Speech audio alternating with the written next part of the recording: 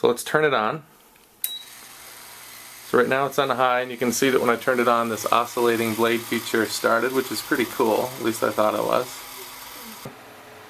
It's very quiet. It's pretty attractive, the case, in my opinion.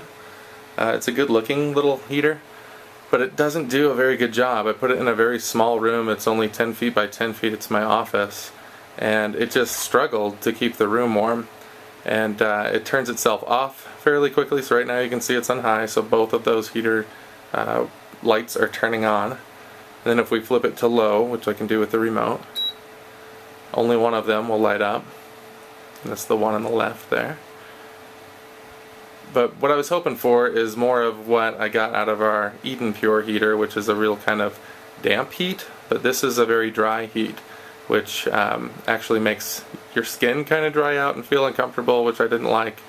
But I do like the look of this over the one that I ended up replacing it with, which is this Duraflame. But the Duraflame one creates heat very similar to the Eden Pure, so that's why I'm going with that one.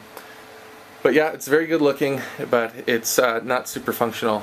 To heat a 10 by 10 room by about 5 degrees from 65 to about 70 took it about 5 hours on low, and then on high it took about 2 hours. So it's not the most speedy way to heat up your room.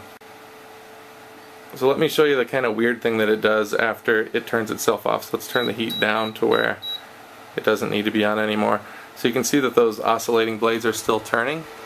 Even though the unit is off now, it's no longer heating the room, and the fan is still blowing because it does that until it cools itself off. But what's strange is that these oscillating blades keep oscillating even after the fan turns off. So it will continue to oscillate after your room has reached whatever temperature you've set it to, which is really kind of strange. But so you can see they're still going, but the fan right now is also still going. But once the fan stops, I'll show you that they're still going even with the fan off.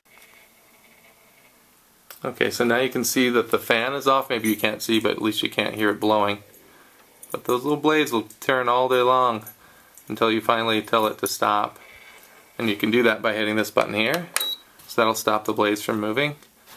But oddly enough, it'll let you turn them on, so they'll be rotating even though there's no air actually moving away from the unit. I found that to be really kind of weird, that there wasn't a relay that knows when the fan's not blowing that the blade shouldn't be bothering to oscillate. But yeah, it's a little minor weird, kind of a bug.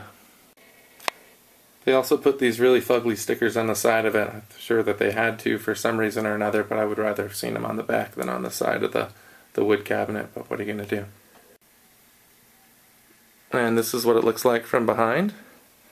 It's a really attractive cabinet, I think. They did a nice job on all of that. It's pretty solid, it's nicely done.